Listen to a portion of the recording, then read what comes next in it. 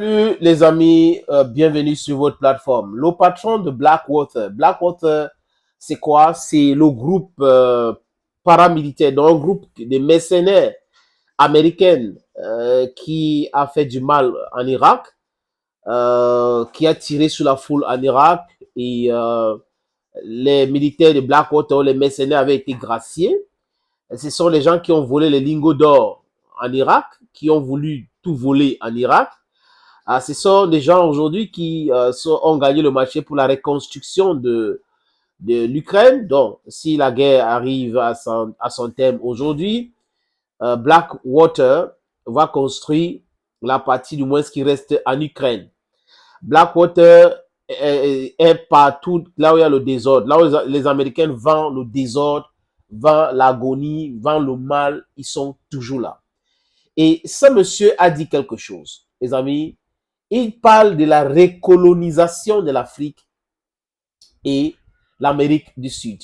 Je veux qu'on analyse en quelques secondes froidement ce qu'il dit. C'est-à-dire que les mots sont durs. Il faut condamner avec véhémence. D'accord.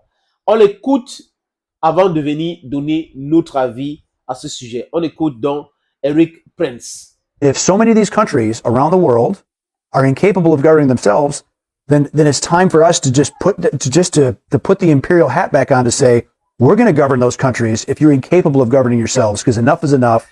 We're done being invaded. Because our own national security risk is at stake. Exactly. National security interests are at stake. You can say that about pretty much all of Africa. They're incapable of governing themselves and benefiting their citizens because the governments there are all about looting and pillaging and lining their pockets and going shopping in Paris instead of actually hold on a second. Hold on. People on the left are going to watch this. They're going to say, wait a minute, Eric Prince is talking about being a colonialist again. Absolutely.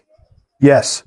Enough. Because if you go to these countries and you see how they suffer under absolutely corrupt, made-up governments that are just criminal syndicates, the people of Africa, the people of Latin America, a lot of them deserve... Voilà. Ça peut choquer et ça doit choquer d'écouter un Caucasien qui parle de recoloniser l'Afrique et l'Amérique du Sud. Mais seulement, il faut éduquer ces gens.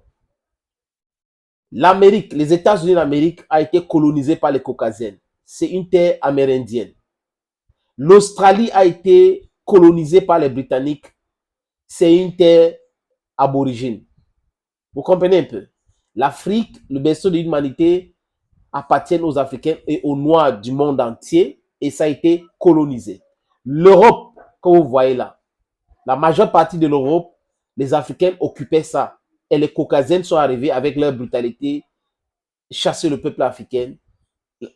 Cette partie du peuple africain qui était en Europe est redescendue sur la terre uniquement africaine parce que le peuple africain occupait partout. Donc, et l'homme a commencé par les Noirs. L'homme a commencé par les Noirs. Nous sommes les premiers sur terre. Donc, on a cette autorité morale, intellectuelle même, de leur parler de la souffrance, de la création, de la créature, et non tous ces mensonges qu'ils ont concoctés parce que ils ont vite fait avoir cette technologie expansionniste et qui était, il n'y a pas d'outils d'écriture et tout ça là, avec les armes pour venir imposer des choses qu'on a blanchies qui étaient toutes noires. La plupart des choses étaient noires, ils ont blanchi tout simplement ces choses-là. Donc, les Européens, les Caucasiens, tout le monde entier vient de nos tripes. C'est pour cette raison qu'on accueille tout le monde. On n'est pas raciste, on n'est pas. De façon globale, les amis. Quand Eric Prince parle de recoloniser l'Afrique, je répète encore, c'est très mauvais de parler comme ça et c'est-à-dire qu'il faut le sanctionner. Il met le couteau dans la plaie, il remue, ce qui fait très mal parce que la colonisation, c'est un crime contre l'humanité.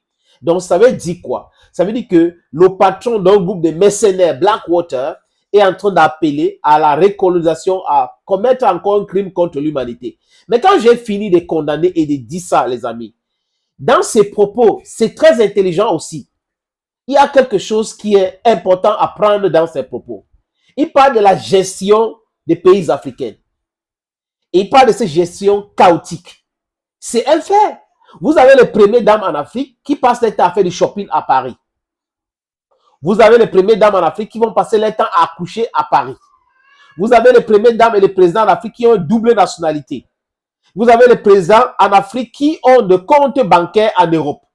Vous avez les présidents en Afrique qui investissent plutôt en Europe, qui n'investissent pas chez eux. Vous avez les présidents en Afrique qui s'en foutent même de bien-être de leur peuple, qui s'en foutent royalement. Ce qui les intéresse, c'est voler, c'est spolier et prendre cet argent-là, aller donner à la France ou donner aux Occidentaux. C'est un fait. La quasi-totalité, il y a quelques rares exceptions, des chefs d'État africains sont comme ça. En Afrique centrale, c'est Bomaye. En Afrique de l'Ouest, le patron en chef qui porte le chapeau, c'est Alassane Dramane Ouattara, qui a fait cet exploit d'endetter son pays à l'auteur de 35 000 milliards de dollars, ou de francs, oui, quelque chose comme ça. La Côte d'Ivoire est surendettée. Je ne sais pas si c'est français, mais de toute façon, 35 000 milliards. Vous voyez un peu? Alors que dans le même temps, on nous parle des infrastructures qu'il a conçues dans son pays. Dans les mêmes chiffres ressortent que c'est 3 milliards, 3 000 milliards qu'il a utilisé pour construire. Donc, si on parle de 35 000 milliards d'endettement, 3 000 milliards, où est passé donc 32 000 milliards dans les poches et les comptes bancaires pour faire tourner l'économie en Occident. Donc, en quelque sorte, tout ce qu'il a dit, les amis, n'est pas toujours mal. C'est-à-dire que, oui, je suis d'accord que quand quelqu'un dit un truc bidon comme ça, tout de suite, on doit commencer à tirer sur lui. Mais en Afrique, on a maintenant compris qu'il faut écouter les gens du début jusqu'à la fin. L'idée maîtrise, c'est la recolonisation, qui est une stupidité à nul autre pareil. Il doit savoir que le nombre est de l'autre côté et que ce n'est plus possible. Si les Occidentaux s'amusent à essayer un truc comme ça, ça veut dire que c'est leur fin qui est actée.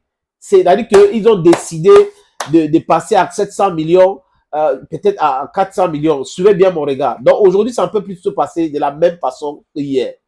C'est une idée qu'il a lancée comme ça parce qu'il y a la malgouvernance. Donc regardons maintenant dans notre angle de la malgouvernance, de la maltraitance, de l'incompétence, de ce que j'appelle la kleptocracistocratie. Vous avez des voleurs qui sont incompétents, qui gèrent les pays, qui passent leur temps à envoyer l'argent plutôt en Europe, et ils sont incapables, avec l'argent qui reste, de construire une bonne, un bon système de santé. Ils sont incapables de faire une refonte de leur système éducatif. Ils sont incapables de se construire des infrastructures. Ils sont incapables dans beaucoup de domaines. Ils vont venir vous dire qu'il y avait quoi avant. Et vous allez voir certains incompétents qui sont spécialisés dans le... comment je vais appeler ça? J'ai appelé ça l'autre jour avec un ami, j'ai discuté avec lui. Ils sont experts dans les menaces. Voilà le job description de certains ministres au Cameroun et en Afrique. Job description, ministre en charge des menaces, ministre en charge des dénis, des dénigrements. Voilà donc de quoi il est en train de parler. Donc si on regarde ça comme ça, on va comprendre que le mal est profond. Certes, le franc CFA, c'est quelque chose de très mauvais pour nous. Certes, les accords coloniaux doivent être dénoncés, c'est des non-double imposition, toutes ces choses qu'on condamne, qu'on critique tous les jours. Mais quand on a fini de dire ça, le peu qui nous reste, les kleptocracistocrates font quoi, les amis? Ils prennent ça, ils partent loger dans les banques en Occident. Ils ont les doubles nationalités. Quand ça capote, ils fuient et ils sont citoyens dans d'autres pays. Et voilà des gens qui dirigent l'Afrique aujourd'hui. Là, il a raison. Thank you, friends. Thank you for always watching videos on this platform. This is another podcast. Hope you liked it. Bye-bye for now.